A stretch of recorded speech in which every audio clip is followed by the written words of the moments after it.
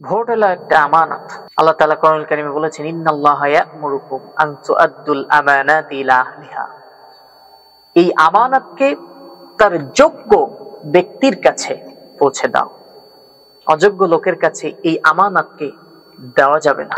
অর্থাৎ অযোগ্য মানুষকে আপনি সাপোর্ট করতে পারেন না, সে অধিকার আল্লাহ তাআলা আপনাকে দেন নাই। তাহলে যোগ্য মানুষ কারা? আল্লাহ তাআলা বলেছেন কোরআনুল কারীমে, আল্লাযীনা ইমাক্কান্নাহুম ফিল আরদি আকামুস সালাহ ওয়া আতাউয যাকাহ ওয়া আমারু বিল মা'রুফ ওয়া নাহাউ আনিল মুনকার। আল্লাহ তাআলা বলছেন, যারা যোগ্য মানুষ, আপনি কাদেরকে ভোট দিবেন? অর্থাৎ যারা মুমিন, যারা যোগ্য মানুষ, তারা যখন রাষ্ট্রে যায়, ক্ষমতায় যায়, তারা চারটা কাজ করে: নামাজ কায়েম করে, যাকাত প্রতিষ্ঠা করে, ভালো কাজগুলোর প্রচলন করে, আর অসৎ কাজগুলো, খারাপ কাজগুলো বন্ধ করে দেয়। তার মানে হচ্ছে আপনি আপনার এই আমানতকে যখন একজনের কাছে সুপর্দ করবেন, কারো কাছে পৌঁছে দিবেন, আপনাকে খেয়াল করতে হবে লোকটা আসলেই যোগ্য কিনা। খুব খেয়াল করতে হবে, কারণ আপনি যাকে ভোট দিচ্ছেন, সমর্থন করছেন, কিয়ামতের মাঠে আপনাকে তার পেছনে উঠতে হবে। ইয়াউমা নাদউ কুল্লা উনাসিন বিইমামিহিম ফামান উতিয়া কিতাবাহু বিয়ামিনিহি ফাউলাইকা ইয়াকরাউনা কিতাবাহুম ওয়া লা ইযলামুনা ফাতিলা। কোন মানুষকে আল্লাহ তাআলা কিয়ামতের ময়দানে একা উঠাবেন না, একা ডাকবেন না, ইমাম সহ, নেতা সহ আপনাকে সেদিন আহ্বান করা হবে।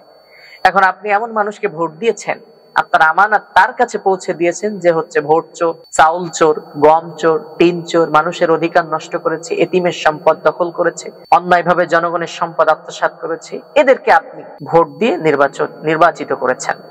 কিয়ামতের মাঠে আল্লাহর কাছে জবাব দিতে হবে, আল্লাহর কাছে জবাব দিতে হবে। এজন্য সাবধান, আমরা যখন ভোট দিব, মানুষকে সমর্থন করব, কোন নেতার পেছনে ঘুরবো, খেয়াল করতে হবে যে আপনি যেই মানুষটার পেছনে ঘুরছেন, মুসলিম হিসাবে আপনার তার পেছনে ঘোরাটা উচিত কিনা। কারণ আপনি তো কিয়ামতের মাঠে তার সঙ্গে উঠবেন, যার সাথে যার মহব্বত, তার সাথে তার কিয়ামত। এরকম একটা বাক্য আমরা শুনি প্রচলিত, এটা সত্য কথা। আপনি যাকে সাপোর্ট করবেন, আপনি যার সঙ্গে চলবেন, আপনি যদি আলেমদের সঙ্গে সর্বদা থাকেন, আলেমদেরকে সাপোর্ট করেন, আলেমদেরকে ভালোবাসেন, ভালো মানুষের সঙ্গে থাকেন, কিয়ামতের মাঠে আপনি তাদের সঙ্গে উঠবেন। কিন্তু আপনি যদি চরিত্রহীন লম্পটদেরকে সাপোর্ট করেন, ভোট দেন, নেতা হিসেবে গ্রহণ করেন, কিয়ামতের ময়দানে তাদের সঙ্গেই জাহান্নামে যাবেন।